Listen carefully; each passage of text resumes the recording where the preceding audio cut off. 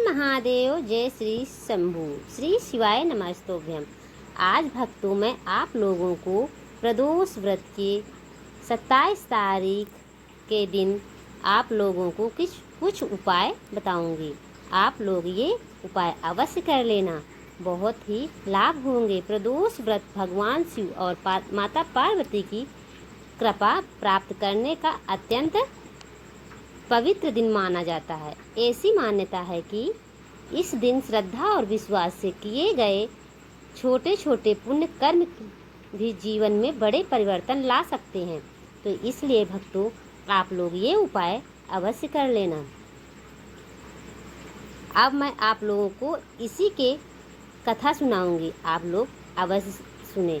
एक समय की बात है, एक छोटे से गांव में गोपाल नाम का एक किसान रहता था। वह बहुत मेहनती था, लेकिन उसके जीवन में हमेशा धन की कमी बनी रहती थी। खेत में मेहनत करता था, फिर भी फसल अच्छी नहीं होती थी।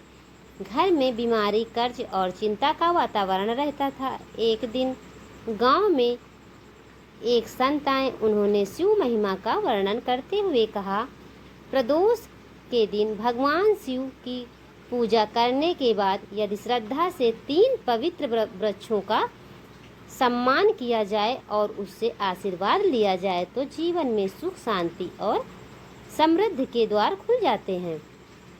गोपाल ने संत से पूछा, महाराज वे 3 वृक्ष कौन से हैं? संत बोले, पहला वृक्ष है बेलपत्र का वृक्ष।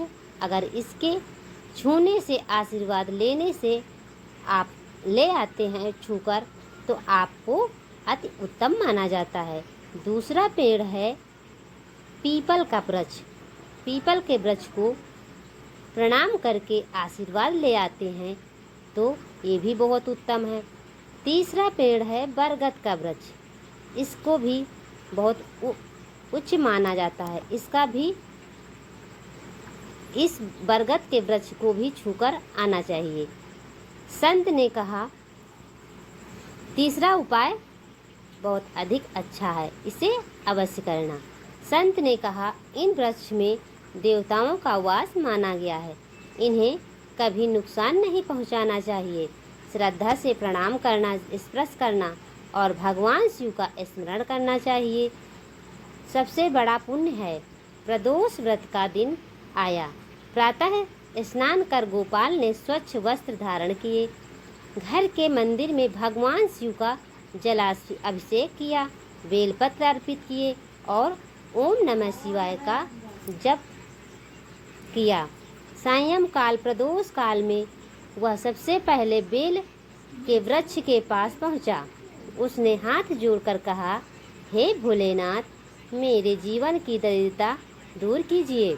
मुझे ऐसा धन दीजिए जिससे मैं दूसरों की सहायता भी कर सकूं। उसने वृक्ष को श्रद्धा से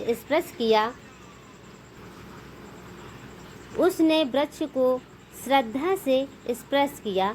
और आगे बढ़ गया। फिर वह पीपल के वृक्ष के पास पहुंचा। उसने प्रणाम किया और प्रार्थना की, हे प्रभु, मेरे परिवार में सुख शांति बनी रहे।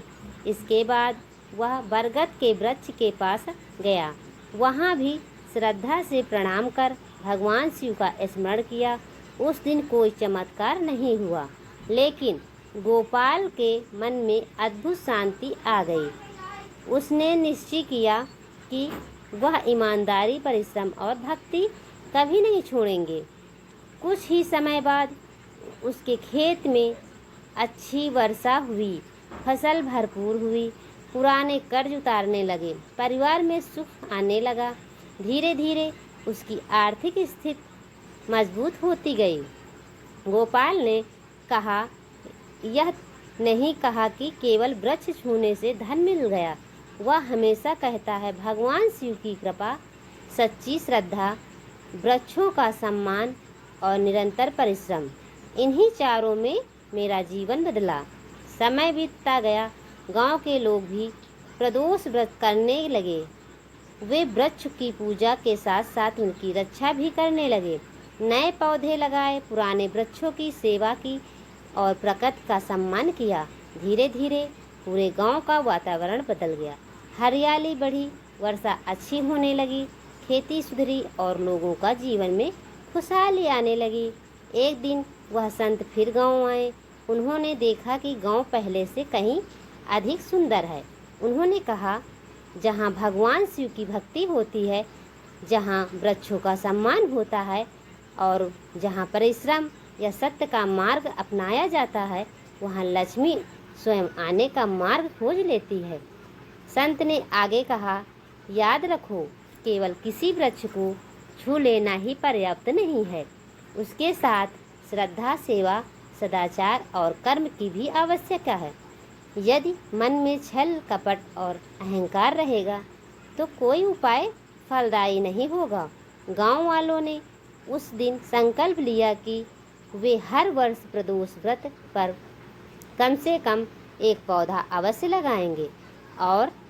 लगाएंगे और उसकी सेवा करेंगे। कहा जाता है कि भगवान शिव ऐसे भक्तों पर विशेष कृपा करते हैं जो प्रकृति की रक्षा करते हैं, क्योंकि वृक्ष केवल हमें छाया और फल ही नहीं देते बल्कि जीवन के आधार पर भी है। इसलिए प्रदोष व्रत के दिन यदि आप शिव पूजा करें, बेलपत्र अर्पित करें, बेल, पीपल और बरगद जैसे पूजनीय वृक्षों का सम्मान करें, उन्हें श्रद्धा से स्पर्श करें, भगवान शिव का स्मरण करें तथा जीवन में सत्य और सेवा और परिश्रम का पालन करें, तो ईश्वर की कृपा से आपके जीवन में सुख, शांति और समृद्धि का मार्ग प्रशस्त हो सकता है। अब मैं यहीं से कथा समाप्त करती हूँ। अगर कथा अच्छी लगे तो मैं दूसरी कथा अवश्य लाऊंगी, लेकिन आपको कमेंट में हर हर महादेव अवश्य लिखना पड़ेगा। हर हर महादेव भक्तों, मैं कथा का समापन करती हूँ। हर हर महादेव।